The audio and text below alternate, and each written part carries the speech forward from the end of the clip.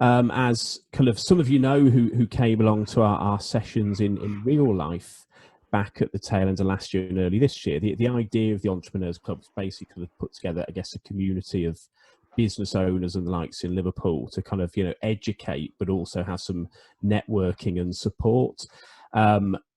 With lockdown, it changed slightly, or perhaps even quite a lot. And what we've held for a number of months were a number of online Q&A sessions about the issues facing businesses during lockdown, whether that be financial in terms of grants and funding, investments and pensions and the impacts on those, and of course lots of HR issues over whether it's furloughs or redundancies. The idea today was, even though we're online, was to get back to more the kind of original plan of having some kind of education and actually a guest speaker, with our guest speaker today being Cath, who I'll talk about in a moment. We will, though, actually touch on, because there's been quite a lot of news this week, we will just give a brief update on some of the announcements over the last couple of days that kind of impact business. But the overall agenda for today, like I say, spend first kind of 5-10 minutes, we'll just go through a couple of updates. We'll then have a couple of kind of just one-to-one networking sessions just for 5 minutes, where people be kind of randomly allocated someone to just have a chat to. We'll then have Cath. We're very pleased to have Cath joining us. Cath's going to talk about managing difficult conversations within the kind of the business and the workplace for about 30 minutes. So that's kind of about 2:15 to 2:45. There'll then be a chance for everyone to ask questions of Cath for about 5 minutes, and about 2:50 we'll have another kind of brief one-to-one session where we can all have a chat to someone for a few minutes, and I hope we meet somebody new who can help us in our business before closing just before 3 o'clock. So that's the plan. Like I say, the idea of the Entrepreneurs Club, it's very much hosted by Alex Barnes, who is, an investment guru, Victoria Brown, who has an HR consultancy, HPC, and me, Jon Davies, at Jon Davies Accountants, with the idea of kind of between us, we kind of touch on lots of things that the issues that do impact businesses. But like I say, by bringing in guest speakers like Cath, we can touch on more of that. Because I am an accountant, I am just going to touch on some of Rishi's statement of today and how that impacts businesses, before actually then Victoria is going to talk about some of the HR sides of where we are and aren't allowed to work right now. In terms of today, for those of you who kind of haven't seen it, the big thing from the Chancellor was over the new furlough scheme, I guess. The furlough scheme has been a big support to employers and employees over the last few months. But it was coming to an end at the end of October, with the new measures announced this week that are kind of effectively saying, things going to carry on for another 6 months. It was recognised there needs to be something to help support employers and kind of the workforce. The new scheme, the job support scheme, is supposed to only support people where there will be a job kind of going forward, not just to keep people paid for the sake of it. So in simple terms, you can have one of your employees working part-time. They must be working a minimum of 1/3 of their normal hours. If they do that, the remaining time, either non-worked hours, the government will fund 1/3 of that. The employer will fund 1/3 of that, and then the remaining 1/3 to an extent won't be paid. So just to give you kind of a quick example on that, which I did jot down the numbers and I've lost them, of course. But if an employee is on £1,000 a month, for example, if they were to work 1/3 of their time, the employer pays £333 for that time. Of the remaining amount, the employer pays another 222. The government pays 222, leaving the employee basically £222 short in total. So the employee gets 777. Allow me a bit of rounding. The employer pays 55. So the employer pays 555 and the government 222 quid. So the government will pay 22%. If they work more time, that it remains, the government pays 1/3 of what the time they're not working. So what it will do is make people, to an extent, still have to make a decision, but it does give support if they are going to keep people on. The other things today, in very brief, for the self-employed, the self-employment grant will run for another 6 months, and is going to pay 20% of average monthly profits during that time. For the hospitality business, the VAT cut to 5% will remain at 5% now to the end of March, which is due to end in January. And then to help cash flow, the bounce back and coronavirus loans, the application date has been put back to the end of November to give people more time to apply. And then rather than be payable over 6 years, they'll be payable over 10 years, i.e. so the monthly payments will come down. There's also actually a lot of businesses were given the opportunity to not pay their VAT bill for the kind of middle quarter of this year, but that was due to be paid by March next year. That can now be paid in 11 monthly payments with no interest. And similarly, all self-assessment tax due in January 2021 can also be spread over 12 months with no interest. So they're the main things. Let's say the first one to support employment. The second one is kind of the VAT for the hospitality sector, and the third are kind of cash flow for businesses through loans and deferral of tax. So that's a very brief recap of that. I'm then going to hand over to Victoria to talk about the changes to working practices. Thank you, John. Hi, everybody. So just to give you a bit of an update, I suppose, and a viewpoint from our perspective on Boris's announcement this week. I think, like myself, I sort of was quite confused when he first announced that if you can work from home again, then you should. A lot of, obviously, of my clients, I'm sure a lot of you in the room now, have spent a lot of money, making the changes required to be able to bring your employees back into a safe environment.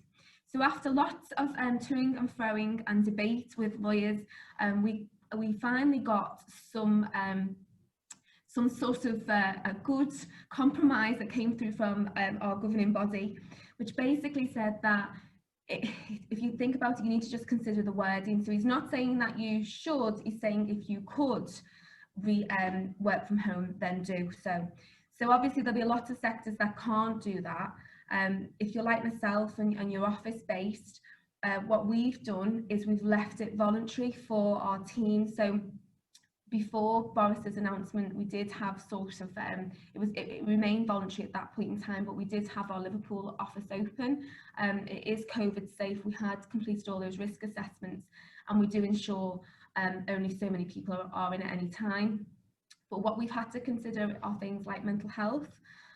We've got a lot of our clients have junior team members that actually are really struggling at home and need that ability to come into the workplace. So I think it is very much about common sense throughout for now.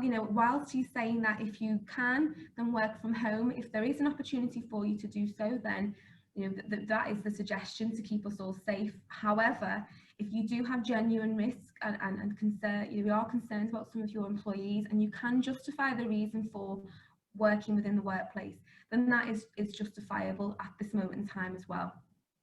The only thing I would do is caveat that with if you do have an awkward member of staff, which obviously quite a few of my clients have, who maybe didn't want to come back into the workplace the first time, and they may potentially use this as an opportunity not to. So by all means, you'll have my details. Give me a call at any time. Happy to chat things through with you if you've got any individual challenges there. But you do probably need to be a little bit more careful now, because obviously the government stance is that if you can work from home, do. If you do have a difficult member of staff, it is going to be a little bit more difficult for you to bring them back into the workplace if actually justifiably you could work from home. So I know that sounds a bit grey, but hopefully it gives you a little bit more understanding of Boris's announcement.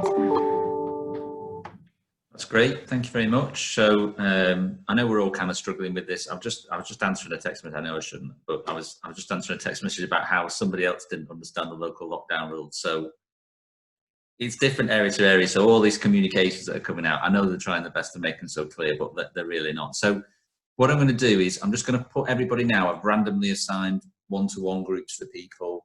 So we'll give you 5 minutes to sort of meet each other, have a bit of a chat about each other's business, and then we'll bring you back in and we will introduce the wonderful Catherine. So I will open the breakout rooms now.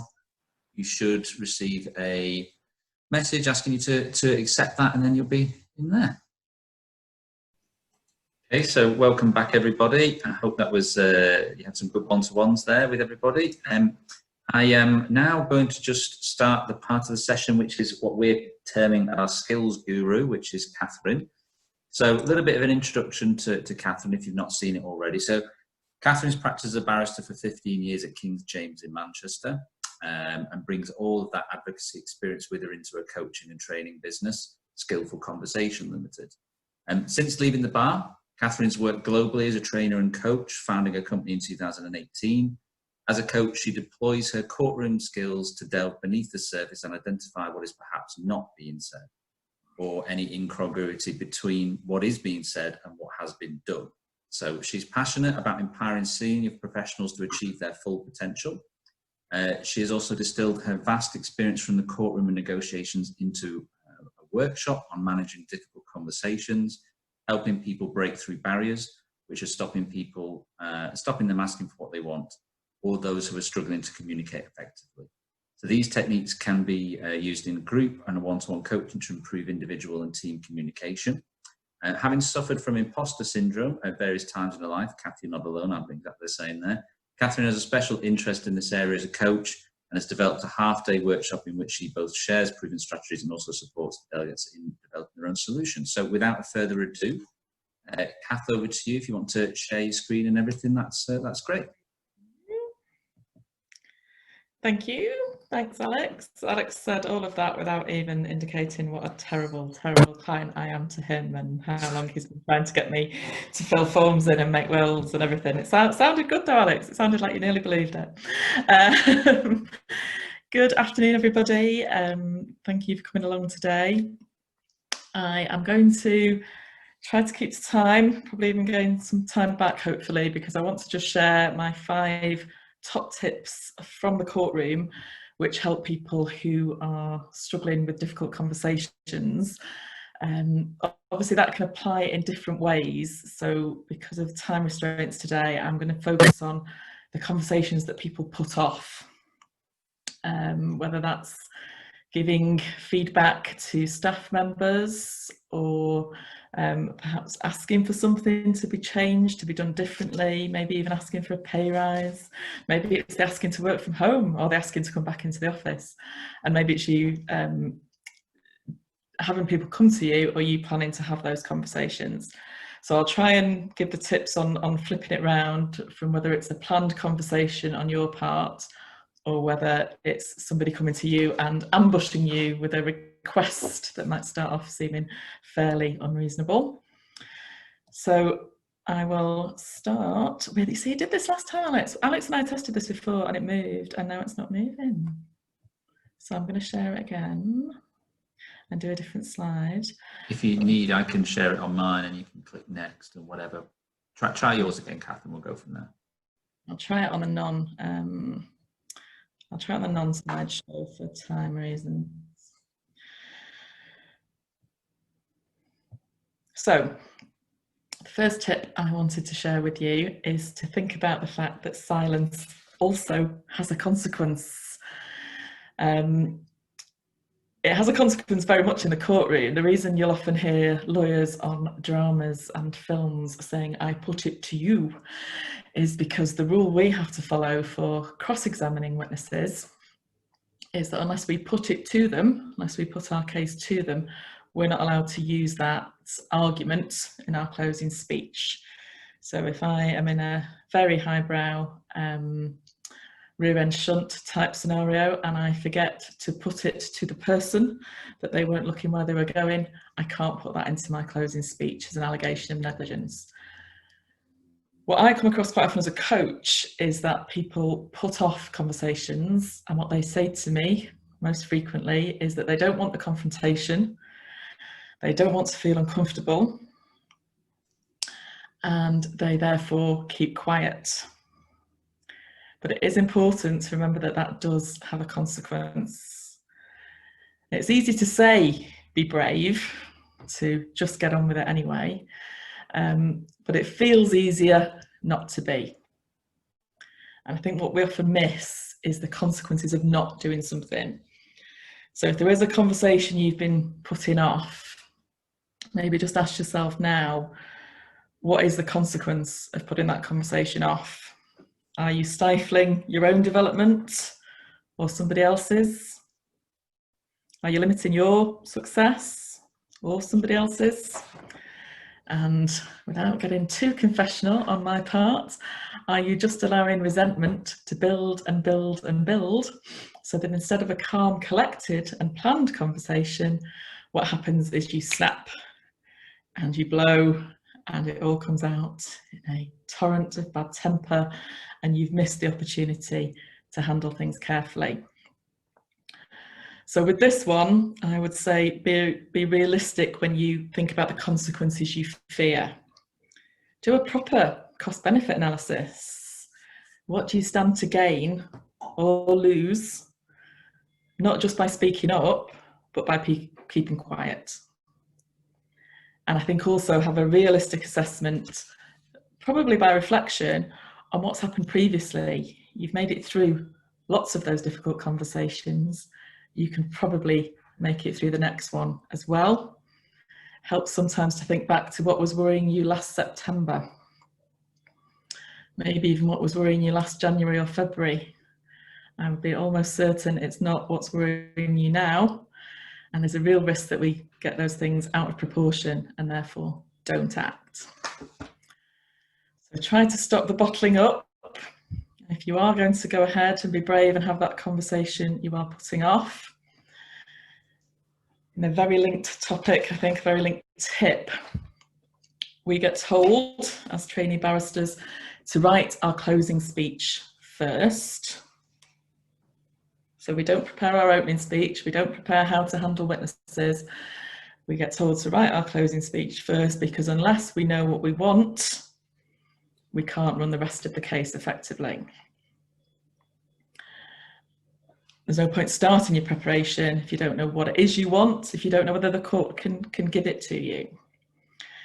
And a lot of this does involve preparation and thought, I'm afraid. Most people in the courtroom and elsewhere who look like naturally brilliant communicators actually are probably working quite hard on it behind the scenes. The reason I put it as beware the principle is because what people often do is work themselves up into confronting somebody or having it out with somebody, rather than properly thinking through what it is that they want. That prevents them having what we've just discussed, a carefully planned conversation with a goal and purpose. I would suggest that if you find this conversation to present itself to you as a difficulty, if it doesn't have a goal, if it's just a rant, maybe go and do that with a friend or your other half instead. What you need to do, I think, is dig down and really identify what it is that you want. It has a number of advantages. It means that you know when the conversation's over, you know if you've succeeded or failed, and you know how to get what it is that you want. This is one that you definitely can flip, I think, if somebody comes up to you and starts ranting. It is a good idea at that point, if you can, to pause, to let them take a breath, and to ask them what it really is they want, how you can help this situation, how you can improve this situation for them. By all means, if they feel better by getting it off their chest, that's absolutely fine. But ideally, what you want is a clear purpose so that you have a direction of travel. I once worked with somebody who had been very unhappy with her appraisal. She felt she'd been treated very unfairly. She properly wanted to have it out with them. It was killing her to keep quiet. She felt like she'd I don't know, that she'd suffered a great injustice, and that to keep quiet would multiply the injustice almost. So what we did was work on that for quite a while and work out what she really wanted, which was not to be treated like that again, was for the appraisal system to be reviewed so that she had some advance notice, so that she was given some evidence, so that she had somebody with her. They were all quite specific to what had gone wrong. But she worked it out, and was able therefore to approach with requests rather than with a lot of emotional offloading, which probably wasn't going to help in that situation. It has its place, but it probably wasn't that. So write your closing speech first, know what your end game is after you've decided to be brave. And then how we get taught to address judges as barristers is to tell them what you want and why they should give it to you. We don't get points for padding or repetition or complications. We probably annoy judges if we talk about them too much. What we want to focus on really is simplicity, getting that message across in a very straightforward way, and evidence. You're not owed the response that you're after. You will very frequently have to demonstrate why this person you're going to should give you what it is that you want. You might hear lawyers say that at certain stages in a case, you've got great prospects of success, 70, 80%. Most lawyers would tell you by the time you walk into the courtroom door, your prospects are very rarely above 50%, because you don't have any automatic entitlement to that remedy. You need to show why they should give it to you. And that could be all sorts of things. It could be published evidence that you have that, for example, working from home would benefit you, would benefit your mental health. But we often confuse what we mean by evidence. It could just be you saying, I know I will be more productive if I do that. I know I can give an extra hour a day if I do it this way. If the proof is coming from you as an individual, if you're the witness to that proof, then it's probably sensible to build in some sort of review of that process. I know I could be more efficient doing this. You give me a trial to go ahead and do so. Can we review it then in 2 months? So if we look at maybe look at flexible working as an example for those first 3 tips. We throw around things like flexible working, working from home, that kind of thing. That wouldn't be specific enough to get into your closing speech, I would suggest. I think you have to be more specific. You have to think about, is it at home 2 days a week? Is it by flexible working, do you mean only having something like 10 till 2 as your core hours and everything else falling outside that and being flexible? So be very specific about what it is and be very specific about the benefit to you, to them, maybe to clients, to anybody that you can think of, and how that can be shown in that evidence. What you don't want to do at this stage is defeat your own argument. You don't want to start saying, oh, but what you're probably thinking is if I do it, everybody else will want to do it. And what I say to that is this. If you adopt that approach, you are effectively giving them reasons to say no, whereas you want to give them, in our scenario, reasons to say yes. Again, that isn't to say you don't work and prepare. You need really to be ready to get a grilling, but don't invite it, don't start it yourself. Don't do their job for them. So anticipate, be ready for objections, but don't lead with them. Lead with simplicity and evidence. Okay. Tip number 4. Timing. This is a fairly terrifying study, actually. It's fairly old, and I don't know that anybody's really done it. I'll just share some of the results with you. This is about the difference that a judge's temper, mood, appetite makes to their decisions, and specifically it was decisions about releasing prisoners on parole.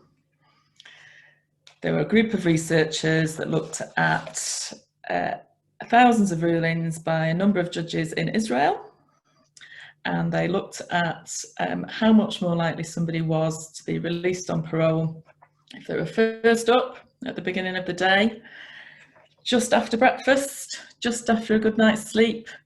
They were between 2 and 6 times as likely to be released. They found actually that the likelihood of a favourable ruling peaked at the beginning of the day. It steadily declined over time as the judge got hungrier or grumpier. It went from 65% to nearly 0 before spiking back up, there's that word, to 65% after a break for a drink or a snack. Now, probably, I've not fully checked the guest list, but probably none of you are begging for your freedom in this difficult conversation that we are using as our basis today. But you can see, can't you, that the mood, the forum, the time for the person that you are approaching could have a significant impact on the results. So think about, where do you want that conversation to be? You might be a little bit of a Wall Street boss and be very much of the theory that they should come to you and they should sit with their back to the door and they'll feel vulnerable in a difficult situation. Whereas in fact, you might get a much better result in providing your feedback if you find a place where they feel comfortable. You might find, and often people find this with their partner, I think, that you can perhaps have better conversations if you're side by side in the car than if you are face to face with constant, possibly uncomfortable eye contact across the dinner table. Whilst you were all in your network rooms, we were talking about whether walking is allowed as a networking activity at the moment. I'm a big fan of walking and networking at the same time, and that has the advantage of giving you air and space, time to think, time to see things differently, and not having that constant eye-to-eye contact, which can be intimidating for people. So a fresh environment, a good time, maybe not your Friday afternoon, maybe your Friday afternoon, maybe your Monday morning when things are fresh. You need to think about who you're approaching. That will affect your language, but it will also affect the time and the setting that you want to use.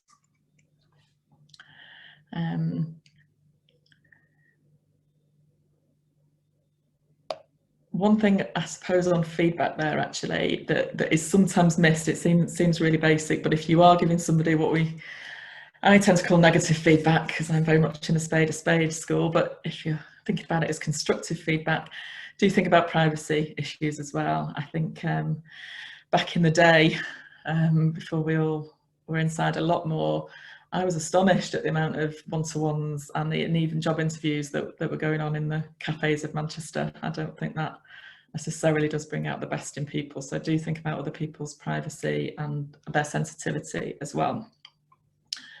Whilst I'm on feedback, just before I move on to that last slide, I did want to say that thinking about what you want, being clear about your purpose, all those things we've already mentioned, really go double for that, I think. If you are giving feedback to somebody because, let's say, you're a small business, you've employed somebody, you're not sure they're doing things how you want it to be done, and so on. Firstly, probably really going to help your development, their development, and so on. But the big thing is not to just do it for the sake of it and do it as a rolling stream of consciousness about things you have observed. Much better to focus in on feedback being constructive suggestion. So to focus on behaviour, to focus on what you want, rather than personalising it to that person. And the model I use for that, which we haven't got masses of time to go in today, but I use the non-violent communication by Marshall Rosenberg, which is thinking about how their behaviour has affected you, how you want it to change, and then, you stole this from me, the making a clear request, I think, at the end of it, so that there's no doubt about what the next step should be. And then finally, when we get down to 5 tips, work on your listening. These difficult conversations are a lot easier if people listen to each other whilst in them, rather than simply waiting to speak. Lots of people I have observed, I have experienced, I've probably done myself also, will be very much focused on what they're going to say next, what their next question might be, how they can nod eagerly, how they can really show enthusiasm and show that they're listening. And what's actually coming from the other person is being lost. Don't underestimate this. One of my most exciting days during lockdown was to put a question via Zoom to Major Tim Peake, who was our British representative on the International Space Station. Lots of you may have seen him speak or be on various programmes and so on.